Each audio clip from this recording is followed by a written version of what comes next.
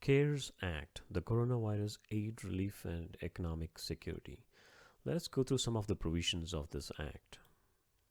So this has both individual and business provisions. In a separate video, we are discussing on the individual provisions, and on this one, let's focus more on the business provisions.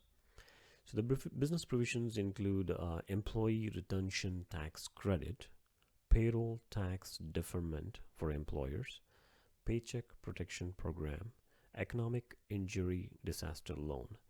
And there are a few other provisions which may not be applicable for some of the smaller employers, but we would try to go through them as well. Employee retention tax credit. So you could get up to 50% of the wages you pay between March 13th and December 31st of 2020 as a credit for your business. So the important point here is that your gross income for a respective quarter, for the same quarter, should have dropped by 50% in the current year. So if in the last quarter, let's talk about second quarter of 2020, your gross income from the which is basically the sales, if it had let's say if it was $50,000, and in 2019 if it was $100,000, now yes, it did fall to the 50% level from the last year, and therefore you would be eligible for this credit. So the credit essentially is that you're retaining the employees, and therefore you would be able to deduct 50% of whatever wages you pay between March 13th and December 31st. And these credits are adjusted through the payments, the payroll taxes you pay to the IRS. And that's how you would be able to get the credit of 50%. We do not have more information as to what forms to use, how to claim it, but it would be done through the quarterly filings, and HIRS would soon come up with a form which is more specific to getting this credit through the payroll filings. Deferment of employer payroll taxes.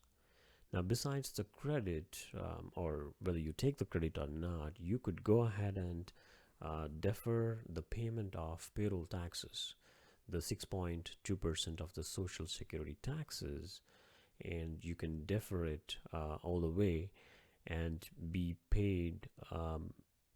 You defer it for the entire 2020 tax year, and then you pay them equally, which is 50% in the 2021 year and the 2022. Now, I would not recommend doing this, because once you fall behind on the payroll taxes, it's probably hard to keep up, and you also have to do all the math and try to work on those schedules on how you want to repay them. But however, if you're in a crash crunch, you need to make use of this. Yes, this provision would definitely help you. Paycheck Protection Program, PPP. This is an highly spoken about provision for the businesses, and this is applicable for businesses who have 500 employees or less, which is many of the small businesses would be eligible for this. And this would be a loan given out to the small business to the extent of, let's say, up to $10 million, or 2.5 times of your average monthly payroll costs.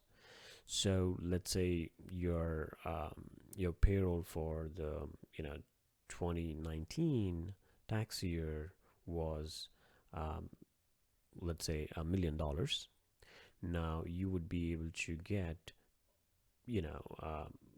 let's say for easy calculation, let's say it was $1,200,000, which is $100,000 per month, then you would be eligible for a loan of $250,000 as the paycheck protection program.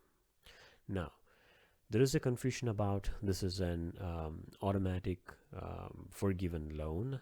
You need to apply for the forgiveness.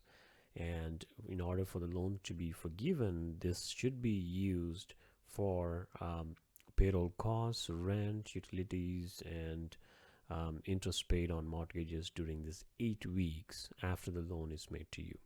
So you go ahead and apply for the loan, and this loan would be applied through a lender. So if you're working with a bank like Chase, Bank of America, they are the lenders who work at the back end with SBA in order to provide this paycheck protection program.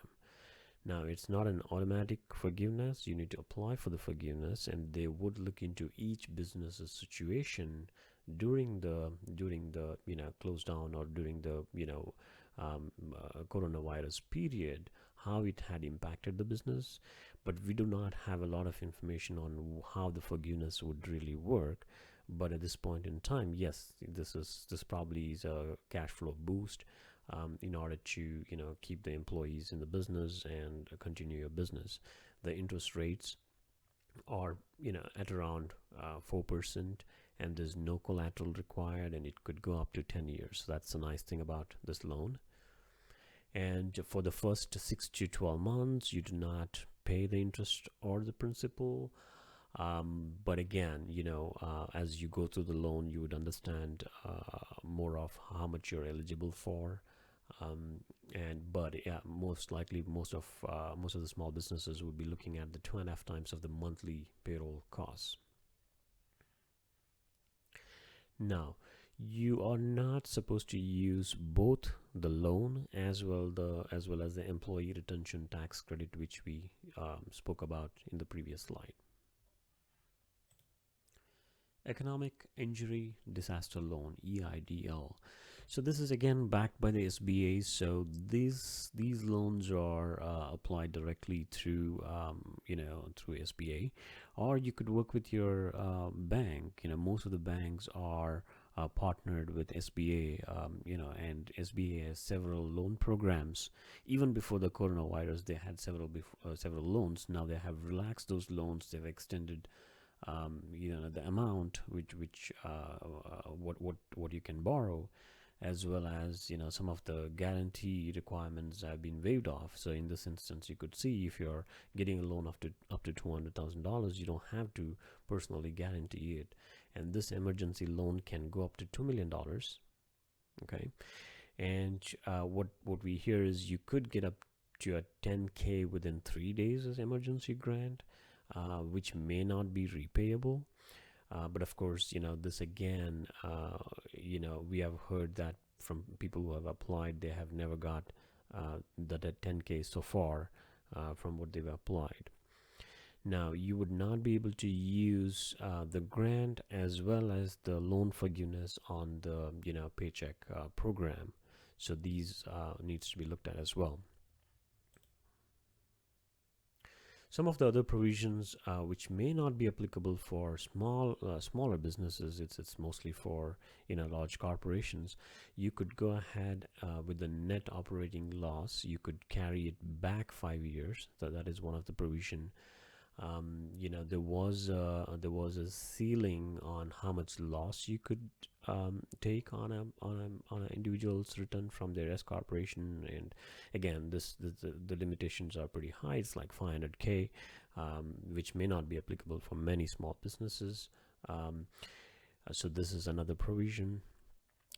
Basically, that particular provision of limiting what losses they can take on their personal tax return has been repealed for now, for the 2018 to 2020 tax years. The other provisions are qualified tenant improvement bonus depreciation. So what you would have taken as a 15-year depreciation for some of the non-residential buildings can now be depreciated immediately. But again, that cannot include elevators, escalators, and things like that. So it's very specific provision. From a broader perspective, you don't have to know this. You'll work with your accountant. They will be helping you with if you're eligible for this. AMT credit refunds. This again for C corporations, if they had any AMT tax credits which they were supposed to receive over multiple years, Now that is speeded up. They would be getting that sooner. But again, not all small businesses are eligible for this. Here's a quick disclaimer for the presentation, what we spoke about today. Thank you, and if you have any questions on what we spoke today, do email us support@nexusmanagementgroup.com, and we will try to answer your questions. Thank you.